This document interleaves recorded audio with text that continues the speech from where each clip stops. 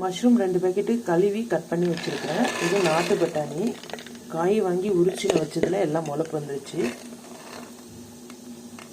இஞ்சி பூண்டு பேஸ்ட்டு அரைச்சி வச்சுருக்கேன். மசாலா அரைக்கிறதுக்கு கொஞ்சம் தேங்காய், சின்ன வெங்காயம், 2 தக்காளி, குழம்பு மிளகாத்தூள் வீட்டிலேயே அரைச்சது, தனியாத்தூள். இது வந்து முந்திரி பவுடரு.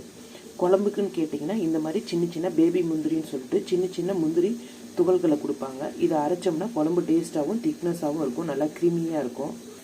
கொஞ்சம் கொத்தமல்லி, ஃப்ரெஷ்ஷான நாட்டி கொத்தமல்லி சேர்த்து எல்லாமே அரைச்சி ரெடி பண்ணி வச்சுக்கலாம்.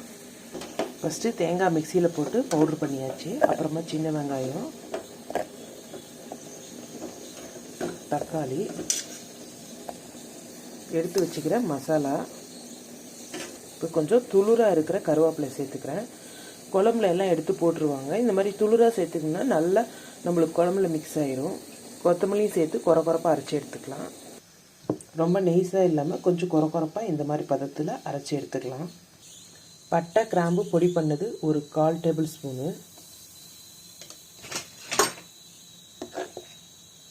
இது வந்து இஞ்சி பூண்டு பேஸ்ட்டு. நான் சமையலுக்கு தேங்காய் எண்ணெய் தான் சேர்த்துருக்குறேன். உங்களுக்கு எந்த எண்ணெய் வேணுமோ அந்த எண்ணெய் சேர்த்துக்கலாம்.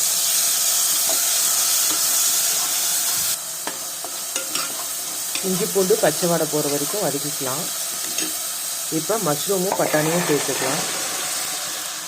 இதுலேயே நல்லா தண்ணி விட்டு வரும். தண்ணி விட்டு வர வரையும் நல்லா வதக்கிக்கலாம். குழம்புக்கு தேவையான கல்லுப்பு சேர்த்துக்கலாம். கொஞ்சமாக மஞ்சப்பொடி கலரி விட்டுட்டு ஒரு 5 நிமிஷம் போல் தட்டு போட்டு மூடி வச்சிடலாம்.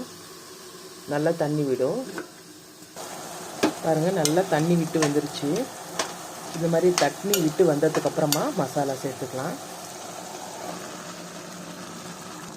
கொஞ்சமாக மிக்ஸி கழுவின தண்ணியை சேர்த்துக்கலாம்.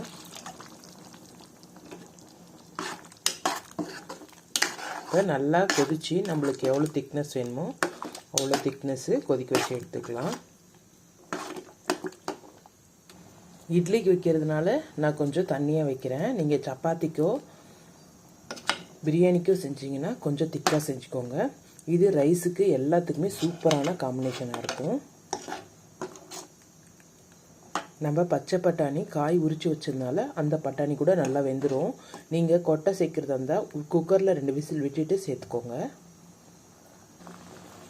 குழம்பு நல்லா தலை கொதிக்குது. கொதிக்கும் போதே நல்ல வாசம் வரும். வெளியில் இருக்கிறவங்களாம் உங்கள் வீட்டில் நான்வெஜ்ஜான்னு கேட்பாங்க. அந்த அளவுக்கு நல்ல ஸ்மெல் கிடைக்கும்.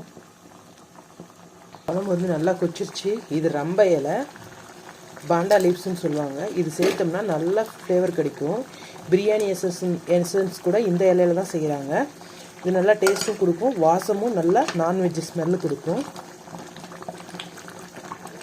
எனக்கு தேவையான திக்னஸ் வந்துருச்சு. இப்போ நான் ஸ்டவ் ஆஃப் பண்ணிடுறேன். இந்த வீடியோ பிடிச்சிருந்தால் லைக் பண்ணுங்கள், ஷேர் பண்ணுங்கள், கமெண்ட் பண்ணுங்கள், சப்ஸ்கிரைப் பண்ணுங்கள்.